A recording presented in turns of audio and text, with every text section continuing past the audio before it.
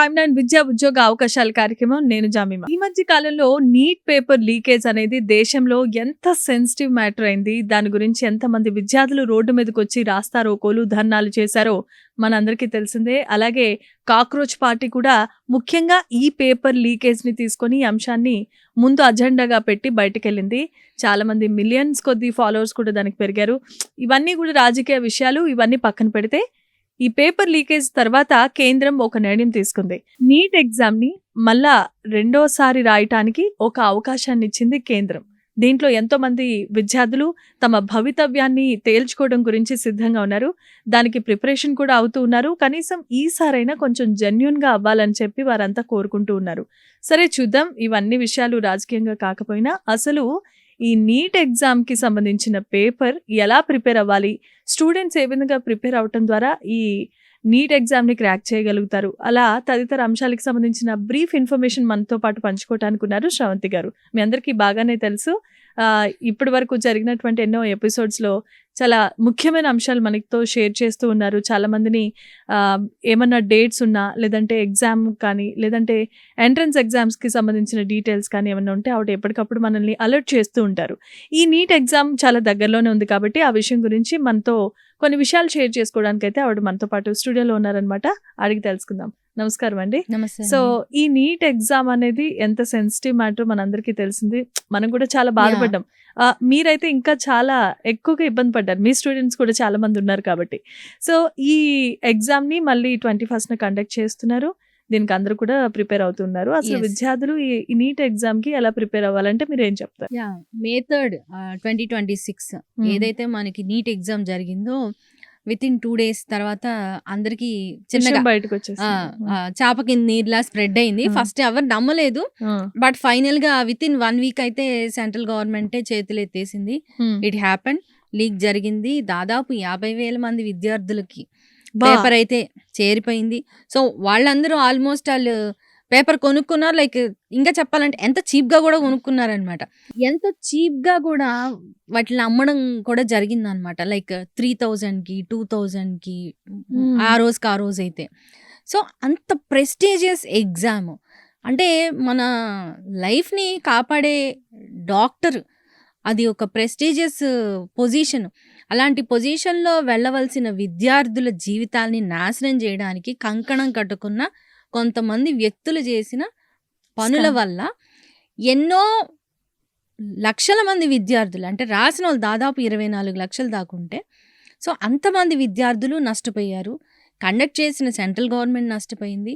ఎవడో చేసిన తప్పుకి దాదాపు 11 మంది పిల్లలు వాళ్ళ లైఫ్స్ని వదిలేసుకోవడం కూడా జరిగిందనమాట. అది ఎంతో బాధాకరమైన విషయం అండి. నీట్కి ప్రిపేర్ అవ్వడం అంటే ఆషామాషి విషయం కాదు. Not only NEET, even JEE తీసుకున్నా కూడా ఆ ప్రిపరేషన్ అనేది వాళ్ళు 4 సంవత్సరాలు వాళ్ళ జనరల్గా ఆ పిల్లల కష్టం ఒక పని అయితే, త్యాగాలు కూడా కన్సిడర్ చేసుకోవాల్సిందే. ఒక ఎంజాయ్మెంట్ లేకుండా అందరిలా కాకుండా పర్టికులర్గా అంతంత సిలబస్లు, అంతంత ఇన్ఫర్మేషన్ అంతా బ్రెయిన్లో స్టోర్ చేసుకొని ఆ మూమెంట్లో ఎగ్జామ్ రాసి ఎంత రిలాక్స్ అయ్యి ఉంటారు. అంటే ఈవెన్ నా కళ్ళతో నేను కూడా చూశాను కాబట్టి పర్సనల్గా నాకు తెలుసు అనమాట. సో రియల్లీ నేను కూడా కొన్ని రోజులు చెప్పాలంటే చాలా బాధగానే ఉండింది అనమాట. మంచి స్కోర్ వచ్చిందని పిల్లలు హ్యాపీగా ఎంజాయ్ చేస్తున్న టైంలో కరెక్ట్గా 1 weekకి తూచన్నట్టు అయిపోయింది పరిస్థితి. సరే ఫైన్, కాకపోతే నేను పిల్లలకి ఒకటే చెప్పుకుంటా వస్తాను, మన కౌన్సిలింగ్కి వచ్చిన వాళ్ళకి కానివ్వండి, లేదంటే నాకు తెలిసిన పిల్లలు ఎవరున్నా సరే, భయపడద్దు. ఆల్రెడీ ఒకసారి చేసాం మనం, అయిపోయింది. సో రెండోసారికి ఇంకొంచెం టైం దొరికింది, ఇంకొంచెం ప్రిపేర్ అయ్యి మళ్ళీ రాద్దాము. అది కూడా ఒక మాక్ టెస్ట్, వీళ్ళు ఎన్నో మాక్ టెస్ట్లు రాస్తారు కదండి పిల్లలు. సో అది కూడా ఒక మాక్ టెస్ట్ కింద కన్సిడర్ చేసుకొని వారికి రెడీ అయిపోండి అన్నట్టే చెప్పాను. సో ఓకే, బట్ ఎన్టీఏ ఈసారి కనుక తప్పు చెయ్యదా అని భావిస్తున్నాము. వాళ్ళు కూడా చాలా రిస్ట్రిక్టెడ్గానే క్వశ్చన్ పేపర్ డిజైన్ చేయడము, అండ్ క్వశ్చన్ పేపర్ డిజైన్ చేసిన వాళ్ళని కూడా క్వారంటైన్కి పంపించడము, ఏదో ఫోన్స్ కూడా అలౌ చేయకపోవడం, ఫోన్స్ లేదు, ఎలాంటి కమ్యూనికేషన్ లేదు. కాకపోతే ఇక్కడ నేను ఒక కమెంట్ అయితే చేస్తానండి ఎన్టీఏని. చీమలు దూరే దారిని మూసేసి ఏనుగులు దూరే దారిని మాత్రం వదిలేసినట్టు ప్రింటింగ్ ప్రెస్ల దగ్గర నుంచి, అంటే లాస్ట్ టైం అవును. జరిగింది. ప్రింటింగ్ ప్రెస్ దగ్గర నుంచి పేపర్ లీక్ పేపర్ లీక్ అవ్వచ్చు. ఆ 2023లో కూడా పేపర్ లీక్ ఎవ్రీ ఇయర్ జరుగుతానే ఉంది. కాకపోతే ఒక్కొక్కసారి బయటకు వస్తుంది, ఒక్కొక్కసారి బయటికి కొన్నిసార్లు రావట్లేదు. కానీ సఫరర్స్ ఎవరు? ఫైనల్ గా Students. కష్టపడి చదివిన స్టూడెంట్స్. వాడెవడో లాస్ట్ టైం అంతకుముందు కూడా పేపర్ లీక్ చేయించుకొని వాళ్ళ పిల్లల చేత రాపించుకుంటే వాళ్ళకి అడ్మిషన్ అయితే కొనగలిగాడే కానీ వాడు ఒక్క ఎగ్జామ్లో కూడా పాస్ అవ్వలేకపోయాడు. పోనీ అలాంటి వాడు కింద మీద పడి ఏదో అత్యవసర మార్కులతో పాస్ అయినా వాడు ఎంతమంది జీవితాలని నాశనం చేయబోతున్నాడు. అంటే ఒక మర్డరర్కి లైసెన్స్ ఇచ్చి లేదా ఒక గొడ్డలో ఒక కత్తో ఏదో ఒకటి ఇచ్చి వాడిని రోడ్డు మీదకి పంపించినట్టుంది అనమాట. ఓకే, ప్రొఫెషనలిజం అనేది దాంట్లో ఉండదు. లేదు. అవును, ఇంత ఇది చాలా డాక్టర్ బాధాకరం. అనేది ఆషామాషి విషయం కాదు కదండి. ప్రాణాలని కాపాడే ఒక దేవుడితో సమానంగా లెక్కేస్తారు సమానము. మన ఇండియా. అలాంటిది రాంగ్ మెడిసిన్స్ ఇచ్చేసేసి రాంగ్ గా పేషెంట్ ని డయాగ్నోస్ చేసి ట్రీట్ చేయడం వల్ల కోల్పోయేది జనాలే. ఆ. ఎంతమంది పోయేవాళ్ళు అలాంటి ఆ. వాడి చేతుల్లోనూ. ఓకే, పోన్లేండి, అట్లీస్ట్ రీనీట్ అని పెట్టాడు. కాకపోతే ఇక్కడ కొంతమంది స్టూడెంట్స్ పానిక్ అయిపోయి సూసైడ్ అటెంప్ట్ చేసుకున్న వాళ్ళు చేసుకోవడం కూడా ఉన్నారు. చేశారు. అది చాలా పెయిన్ఫుల్ అనిపించిందండి. ఈవెన్ మా ఇంట్లో పిల్లల్ని కూడా నేను కనిపెట్టుకొని ఉండాల్సిన పరిస్థితి. ఏమో చెప్పలేము, వాళ్ళు ధైర్యంకి కోల్పోతున్నారు, వాళ్ళకి సెన్సిటివ్ ఉన్నారు. అంత కష్టపడి చదివాము పాపం, 2 years లాంగ్ టర్మ్స్ తీసుకొని మొన్న ఎగ్జామ్ రాసి అమ్మయ్య we're in the safe zone, మాకు గ్యారంటీగా మంచి ర్యాంక్ వస్తుంది, మంచి దాంట్లో ప్లేస్ అయిపోతాము. అంటే వాడు ఎంత డెడికేషన్ తోటి చదువుంటాడండి. చివరికి ఇలా అయిపోయేసరికి ఎంత తీసుకోలేకే కదా అంత పెద్ద నిర్ణయాలు తీసుకోవడానికి. ఇప్పుడు ఆ పేరెంట్స్ ఎంత సఫర్ అవుతుంటారు. చేతికి వచ్చిన బిడ్డ 18 ఏళ్ళు 17 ఏళ్ళు పిల్లాడు లేదా పిల్ల ఇలా జరిగితే పేరెంట్స్ పరిస్థితి ఏంటండి? అది చాలా బాధాకరం. కళ్ళ ముందు తిరిగే పిల్లలు. ఈసారి అయితే మాత్రం ఎన్టీఏ గట్టి నిర్ణయమే తీసుకుంది. ఈవెన్ సెంట్రల్ ఎడ్యుకేషన్ మినిస్టర్ వీళ్ళందరూ కూడా చూడాలి. లైక్ క్వశ్చన్ పేపర్ డిజైన్ చేసిన వాళ్ళని క్వారంటైన్ చేశారు. అండ్ క్వశ్చన్ పేపర్స్ కూడా ఎయిర్ ఫోర్స్ వాళ్ళ హెల్ప్ తీసుకొని డిస్ట్రిబ్యూషన్ అయితే జరుగుతుందంట. 21వ తారీఖు జూన్ ఏం చేయబోతున్నారో చూద్దాం ఆ రోజు. అయితే ఇప్పుడు మీరు చెప్పారు కదా 21st June అని, ఈ డేట్స్ లో ఇంకేమన్నా విద్యార్థులు గందరగోళం ఉందంటారా? కన్ఫ్యూజ్ అంటే స్టిల్ పిల్లలు ఏంటంటే ఆ షాక్ నుంచి బయటికి రాలేకపోతున్నారు. అంతకుముందు లీక్ అయిన సంగతి కూడా ఈ పిల్లలు చాలా మటుకు తెలియదు. ఏదో 1 year అప్పుడెప్పుడో లీక్ అయింది, మళ్ళీ రీ ఎగ్జామ్ పెట్టారు, లేదు లీక్ అయిందని తెలిసింది, లేదు కొంతమందికి ఒక మూమెంట్లో 24లో గ్రేస్ మార్క్స్ ఇవ్వడం జరిగింది. చాలా మందికి లైక్ ఈవెన్ ఎయిమ్స్లో కూడా సీట్లు నిండిపోయి ఎక్కువైనట్టు అంతమంది క్వాలిఫై అయ్యారు 720 మార్క్స్కి. గ్రేస్ మార్క్స్ ఇచ్చారంట, క్వశ్చన్ పేపర్ ఏదో లేట్గా వచ్చిందనో సంథింగ్ రీజన్స్ వల్ల. సో అలాంటి మళ్ళీ జనరేట్ అవుతాయా? మేము మళ్ళీ ఇంకొక నీట్ రాసుకోవాలా? ఇంత కష్టపడుతున్నాము, ఈ దేశంలో ఇదేనా మా పరిస్థితి అని బాధపడే పిల్లలు కూడా ఉన్నారు. అంత స్ట్రెస్ ఇప్పుడు దాదాపు 45 రోజుల తర్వాత మళ్ళీ ఏ కంట్రీలో కూడా వరల్డ్ వైడ్ లేదు, ఎక్కడా లేదు. ఈ దొంగ బుద్ధులేంటి నాకు అర్థం కాదండి. చదువుని పిల్లల భవిష్యత్తు జీవితాలతో ఆడుకోవడం, ఆ పేపర్ నువ్వు తీసుకొని నీకు నువ్వు అమ్ముకోవడం ఏంటో అది అసలు అది పాలిటిషియన్స్ చేసే మిస్టేకా లేకపోతే చదువుకున్న వాళ్ళు ఒక గురువు పొజిషన్ లో ఉండి నువ్వు చేసే తప్ప నాకు అర్థం కావట్లేదు అనమాట. రైట్. సో పేరెంట్స్ దీని గురించి ఏమనుకుంటారంటారు? అంటే మీరు ఆల్రెడీ మీ బాధను చెప్పారు, మా పిల్లల్ని కూడా మేము కనిపెట్టుకోవాల్సి వచ్చింది అని. ఎగ్జాక్ట్లీ. సో మీరు యాజ్ ఎ పేరెంట్ గా ఉన్నారు కాబట్టి మీకు ఆ బాధ ఏంటనేది తెలుస్తుంది. లేదు, ఈసారి అయితే అలా జరగకపోవచ్చు అని అనుకుంటున్నాం. ఎందుకంటే ప్రజల నుంచి కూడా పబ్లిక్ నుంచి కూడా బాగా నెగటివ్ వెళ్ళిపోయింది. సో ఈవెన్ లాస్ట్ టైం ఆ సేల్స్ అంతా జరిగింది టెలిగ్రామ్ నుంచి. ఆ టెలిగ్రామ్ నుంచి కూడా నిన్నటి నుంచి బ్యాన్ చేశారు. అఫ్ కోర్స్ దారిలో ఎత్తుక్కునే వాడికి ఇది అది అని ఏమి ఉండదండి. అమ్మాలనుకున్నాడు ఎలాగైనా అమ్ముతాడు. కాకపోతే నేను ఇందాక చెప్పినట్టు మీరు జల్లేసుకొచ్చారా, మీరు ముడేసుకొచ్చారా, మీరు జిప్ ఉన్న ప్యాంట్లు వేసుకొచ్చారా, ఇట్లాంటి చెత్త పిల్లల్ని ఇబ్బంది పెట్టే కన్నా కూడా నువ్వు క్వశ్చన్ పేపర్ టైట్ చెయ్యి. జామర్స్ పెడుతున్నారు అంటున్నారు, కరెక్టే, నేను కాదన్ను.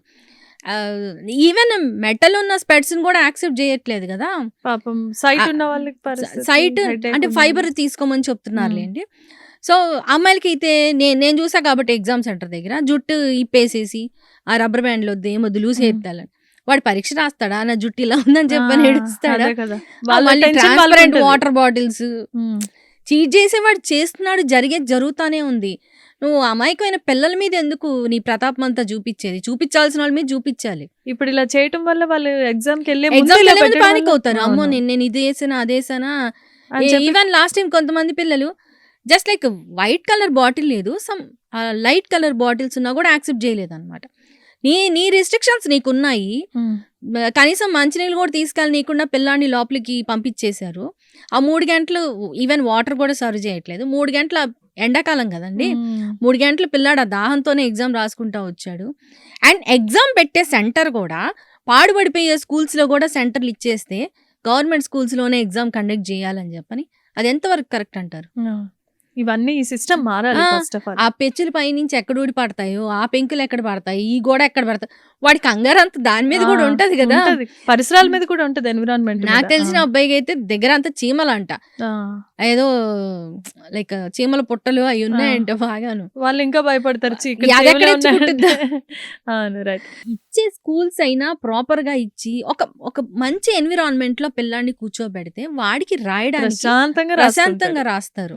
అది మనకి చెప్పాలంటే ఈ జేఈ వీటిలో కొంచెం అట్లీస్ట్ ఒక సఫిస్టికేటెడ్ బిల్డింగ్. మళ్ళీ అందులో కూడా చాలా బ్లండర్ మిస్టేక్స్. పవర్ బిల్ రాకుండా కాపాడుకోవడానికి ఏసీలు కూడా వేయట్లేదు, అది కూడా తప్పే.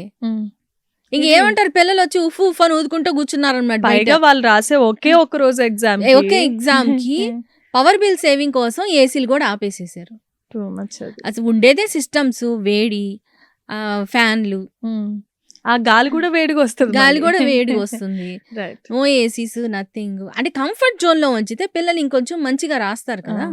మన పిల్లల భవిష్యత్తుని మనమే తొక్కేసుకుంటున్నాం కాబట్టి మన కంట్రీ ఇంకా ఇలాగే ఉంది. అందుకే చాలా మంది విద్యార్థుల డెసిషన్ ఇప్పుడు ఈ రోజుల్లో ఏమవుతుందంటే, కొన్ని కమ్యూనిటీస్ దీని వల్ల కూడా అసలు మాకు ఈ కంట్రీ వద్దు, మేము వేరే దేశానికి పోతాం, ప్రశాంతంగా అక్కడే చదువుకుంటాము, ఇలా పేపర్ లీక్స్ అని చెప్పని ఇట్లాంటి యాక్టివిటీస్, ఫెసిలిటీస్ ఎందుకు. మొన్న మనకి సిబిఎస్ఈ కూడా ఎదురు దెబ్బే కదా, అది కూడా మంచి ఎఫెక్ట్ ఇచ్చింది.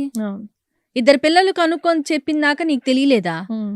మొన్న రీనీట్ అడ్మిట్ కార్డ్ తీసుకుంటే సాయంత్రం 5 గంటలకు మొదలు పెడితే రాత్రి 12:30కి డౌన్లోడ్ అయింది. అదా మన సిస్టమ్, నేషనల్ ఇన్ఫర్మాటిక్స్ సెంటర్. మన పరిస్థితి అదా? 6-7 గంటలు వెయిట్ చేయాలి ఒక అడ్మిట్ కార్డ్ డౌన్లోడ్ చేసుకోవడానికి.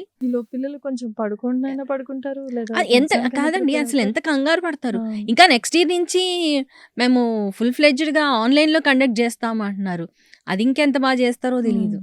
సో ఇవన్నీ సిస్టమ్ అనేది ముందు మారితేనే మన దేశంలో ఉండి చదువుకోవడానికి, మన దేశంలో ఉండి ప్రాక్టీస్ చేసుకోవడానికి పిల్లలు ఇష్టపడతారు. ఇలా జరుగుతున్నాయి కాబట్టి మైగ్రేట్ వెళ్ళిపోదామా అన్న ఆలోచనలు కూడా పిల్లలకి బాగా వస్తున్నాయి. అడ్మిట్ కార్డ్ డౌన్లోడ్ చేసుకోవడంలో కూడా అగైన్ మళ్ళీ బ్యాంక్ డీటెయిల్స్ అన్నమాట. అంటే మన గవర్నమెంట్ ఏం చేసిందంటే, నీటికి కట్టిన డబ్బులు ఏవైతే ఉంటాయో ఆ అమౌంట్ అంతా రిటర్న్ చేస్తున్నట్టు చెప్పింది.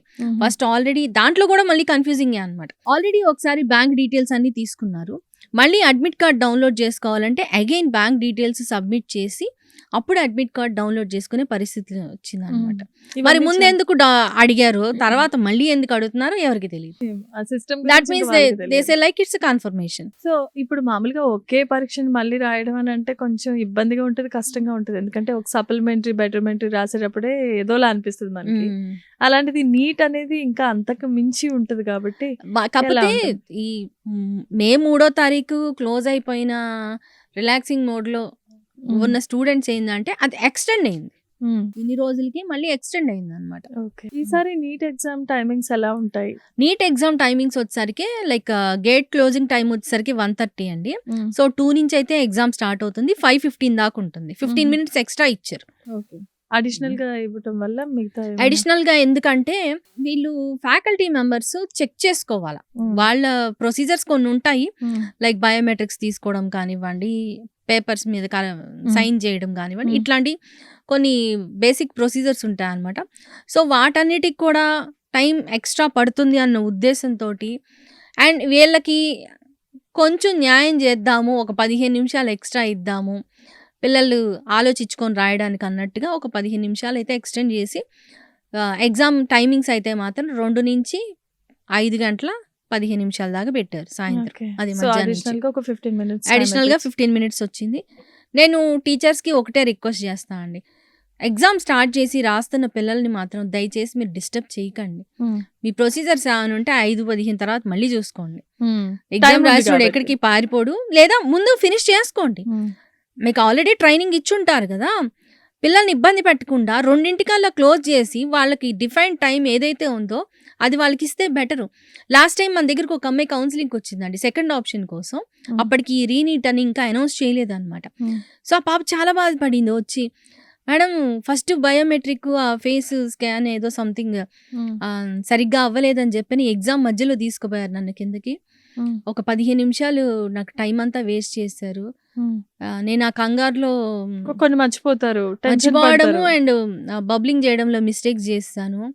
నాకు రాదు మేడం సీట్ అని చెప్పింది. కానీ ఆ పిల్ల అదృష్టం నెక్స్ట్ డేనే. కొంతమందికి అది బెనిఫిట్, ఎవరికో చదువుకున్న ఎవరికో కొంతమందికి బెనిఫిట్, కొంతమంది లైఫ్ లాస్ట్ అయ్యారు. సో ఇలా రకరకాలు జరిగాయి అనమాట. కానీ వీటన్నిటికీ శిక్ష అయితే పడాలండి. ఈ పనులు చేసిన వాళ్ళకి ఖచ్చితంగా పడాల్సిందే. అస్సలు ఎగ్జామ్ రాసేటప్పుడు పిల్లల్ని డిస్టర్బ్ చేయకూడదు. అవును, వాడి కష్టము 1 రోజు 2 రోజులు కాదండి, ఏళ్ల తరబడి కష్టము, ఏళ్ల తరబడి వాడి కళ ఆ 3 గంటల్లోనే వాడి భవితవ్యం జాతకం అనేది అక్కడే డిసైడ్ అవుతుంది అనమాట. చాలా ఇబ్బంది పెడతారు ఇలాంటప్పుడు. ఎగ్జాక్ట్లీ. రైట్. సో ఇప్పుడు మళ్ళీ ఎవరైతే రీనిట్ రాస్తారో ఆ విద్యార్థులు మళ్ళీ రాయటం వల్ల ఒత్తిడి ఏమైనా పెరిగే అవకాశం ఉంటుందంటారా? ఒత్తిడి ఉంటుందండి. అదే కాకపోతే పిల్లలు కూడా కొంచెం అడ్జస్ట్ అయ్యారు చిన్నగా. స్టార్టింగ్ లో మాత్రం ఈ సూసైడ్స్ అనేది జరిగింది, కానీ తర్వాత కొంచెం పిల్లలు సెట్ అయ్యారు. అండ్ కొన్ని కోచింగ్ సెంటర్స్ ఫ్రీగా సర్వీస్ కూడా ప్రొవైడ్ చేస్తూ ఉంది. సో అవి యూటిలైజ్ చేసుకొని మళ్ళీ ప్రిపరేషన్ అయితే స్టార్ట్ చేసుకున్నారు. నాకు తెలిసి పిల్లలందరూ ఇప్పుడు బాగానే రెడీ అయిపోయారు. సో రేపు జరగబోయే ఎగ్జామ్లో అయితే ఖచ్చితంగా బాగా రాసి మంచి స్కోర్స్ తెచ్చుకుంటారు. సో వాళ్ళందరికీ నేను ఆల్ ది బెస్ట్ చెప్తున్నాను.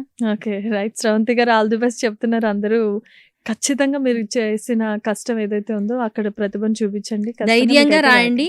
ఎలాంటి తప్పులు అయితే మళ్ళీ జరగవు. అట్లీస్ట్ ఈ ఇయర్ ఇప్పటికైనా జరగవనే అనుకుందాం మనం. ప్రభుత్వం కూడా బాగా ఇన్వాల్వ్ అయింది, గట్టిగా పగడ్బందీగానే ఈ పరీక్షలను అయితే నిర్వహిస్తుంది. కాబట్టి సో మీ కాన్సన్ట్రేషన్ అంతా ఎగ్జామ్ మీదే పెట్టండి. బయట ఏం జరుగుతుంది, వాడేం మాట్లాడు, లీక్ అయిందని కొంతమంది అంటారు, ఇలాంటి ఫేక్ న్యూస్లు అయితే మాత్రం మీరు పట్టించుకోకండి. మీ ధర్మంగా మీరు ఎగ్జామ్ రాయండి. ఇంకా భగవంతుడి దయ, రిజల్ట్ ఎలా వస్తే అలా మనం యాక్సెప్ట్ చేసుకోవాల్సిందే. నాకు తెలిసి మీ కష్టానికి తగిన ప్రతిఫలం అయితే ఖచ్చితంగా ఉంటుంది. ఓకే, అదే మనం అంతా కోరుకుందాం కూడా. రైట్. అంటే ఇప్పుడు తీసుకున్నటువంటి డెసిషన్ ఏదైతే ఉందో అది కరెక్ట్ గానే తీసుకుందంటారా కేంద్రం ప్రభుత్వం? తీసుకుందండి. ప్రెసెంట్ అయితే ఓకే, వాళ్ళు చెప్పిన విధానాలను బట్టి చూస్తే బాగుందని చెప్పాలి, కరెక్ట్ గానే వెళ్తుందనే చెప్పాలి. But we don't know till 21 సాయంత్రం దాకా మనకి ఏ విషయం కూడా లేదు. ఇంకొక వారం తర్వాత కూడా ఇంకొక బాంబ్ బ్లాస్ట్ చేయొచ్చు, ఏదో ఇంకొకసారి అలాంటిది వస్తే అది ప్రెస్టీజియస్ ఇష్యూ కాబట్టి ఖచ్చితంగా దీన్ని ప్రతిపక్షాలు దాన్ని లూప్ హోల్ గా తీసుకుంటాయి. కాబట్టి కొంతమంది అన్నారు లైక్ ఇంటర్ బేస్ తోటి ఇచ్చేసేయండి సీట్లను. స్టేట్ సిలబస్ తీసుకుంటే ఇంటర్ బేస్ తోటి నథింగ్ కదండి అసలు, దాంతో ఎక్కడ అసలు కాదు. సో ఇప్పుడు ఉన్నటువంటి పరిస్థితులు ఈ రీడ్ ని ఎగ్జామ్ కి సంబంధించి కోచింగ్ సెంటర్లు మీరైతే ఫ్రీగా ప్రొవైడ్ చేస్తారని చెప్తున్నారు కదా. కొన్ని ప్రొవైడ్ చేసాయి, కొన్ని మాత్రం డిమాండ్ చేసాయి. సో కట్టగలిగిన స్థితి ఉన్నోళ్ళు కంటిన్యూ చేశారు. లేదంటే గూగుల్ కూడా, నేను ఇంతకు ముందు చెప్పాను, క్వశ్చన్స్ అయితే ఇవ్వడం జరుగుతుంది, మాక్ టెస్ట్లు కండక్ట్ చేస్తుంది గూగుల్ కూడా. సో చాలా ప్లాట్ఫామ్స్ హెల్పింగ్ హ్యాండ్స్ అయితే వచ్చాయండి పిల్లలకి. ఎందుకంటే వాళ్ళకు చదువుకున్నోడికి ఆ బాధ తెలుస్తుందండి. కొంతమంది ఇది ద్రోహులు ఉన్నారు, నేను వాళ్ళని అనట్లేదు, కానీ చదువుకున్నవాడికి అయితే ఆ బాధ తెలుసు. హెల్పింగ్ హ్యాండ్ అయితే ఇచ్చారు చాలా వరకు. Okay, right. అంటే ఇప్పుడు ఉన్నటువంటి పేపర్ లీకేజ్ అనేది మరలా ఇంకొకసారి జరగకుండా ఉండాలంటే సిస్టమ్ ఎలా ఉండాలి, ఎలాంటి నిర్ణయాలు తీసుకోవాలి? నా సజెషన్ అయితేనండి, నెక్స్ట్ ఇయర్ నుంచి కంప్యూటర్ బేస్డ్ మీరు పెట్టండి. జస్ట్ లైక్ ఈ జేఈ ఎగ్జామ్ ఎలా పెడుతున్నారో 2 స్టెప్స్ పెట్టండి అని చెప్తానండి. అవును, దానివల్ల పేపర్ లీకేజ్ జరిగే అవకాశం ఉండదు. 2 స్టెప్స్ పెడితే పేపర్ లీకేజ్, ఫస్ట్ స్టెప్ ఒకవేళ వాడు ఏదైనా క్రాక్ చేయగలిగినా బై లక్ సంథింగ్, సెకండ్ స్టెప్కి మాత్రం చేయలేడుగా. జస్ట్ లైక్ ఇప్పుడు యూఎస్ఎంఎల్ఈ ఉంది, మనం ఇంతకుముందు ప్రీవియస్ ఎపిసోడ్స్లో మనం డిస్కస్ చేసినట్టు. ఎందుకు వాడు అంత స్టెప్స్ వైజ్ ఎగ్జామ్ కండక్ట్ చేయడానికి రీజన్ ఏంటి చెప్పండి? రియల్లీ ఆ స్టూడెంట్ టాలెంటెడా కాదా, వాడికి స్కిల్ ఉందా లేదా, నాలెడ్జ్ ఉందా లేదా, సబ్జెక్ట్ ఉందా లేదా అని పదే వెరిఫై చేసుకోవడం కోసమే కదా. రైట్. సో ఇలాంటి సిస్టమ్ అంటే ఇలాంటి నిర్ణయాలు తీసుకోవడం ఇలాంటివి మన కంట్రీలో కూడా తీసుకొని వస్తే డైరెక్ట్ గా స్ట్రైట్ అవే ఒక క్వశ్చన్ పేపర్ ఇచ్చేసేసి రాసి అని చెప్పడం లాంటి పద్ధతులు మార్చుకుంటే బాగుంటదని నా అభిప్రాయం ఇది. Okay right. సో చాలా చక్కగా రీనీట్ ఎగ్జామ్కి సంబంధించిన ఇన్ఫర్మేషన్ ఇచ్చారు.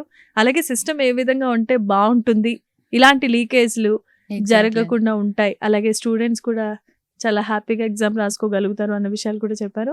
సో చాలా చాలా మంచి ఇన్ఫర్మేషన్ ఇచ్చారు కాబట్టి థ్యాంక్ యూ సో మచ్. మంచిగా స్టూడెంట్స్కి కూడా ఆల్ ది బెస్ట్ చెప్పారు కాబట్టి వాళ్ళు ఇంకా టెన్షన్ లేకుండా రాయాలి. టెన్షన్ లేకుండా రాయాలి. ఈసారి మనం దాని గురించి కూడా డిస్కషన్ చేసుకోవాలి. Sure, ఈసారి sure. రీనీట్ ఎగ్జామ్ ఎలా ఎలా జరిగింది ఏంటనేది 21st ఈవినింగ్ మనం మళ్ళీ ఒక ఎపిసోడ్ లో చేయాలి. రైట్. సో చూసారు కదా, రీనీట్ ఎగ్జామ్ ఎవరైతే రాస్తున్నారో మీ అందరికీ కూడా శ్రావంతి గారి తరపు నుండి, ప్రైమ్ 9 ఛానల్ తరపు నుండి కూడా wish you all the best. మీరేం టెన్షన్ పడకండి. ఇప్పుడు జరిగిన మిస్టేక్ మళ్ళీ రిపీట్ కాకుండా కేంద్ర ప్రభుత్వం ఏదైతే ఉందో అది ఖచ్చితంగా చాలా స్ట్రిక్ట్గా ఉన్నారు, సిస్టమేటిక్గా ఉన్నారు. కాబట్టి మీరు టెన్షన్ పడకండి, హ్యాపీగా ఎగ్జామ్ రాసుకోండి. Wish you all the best.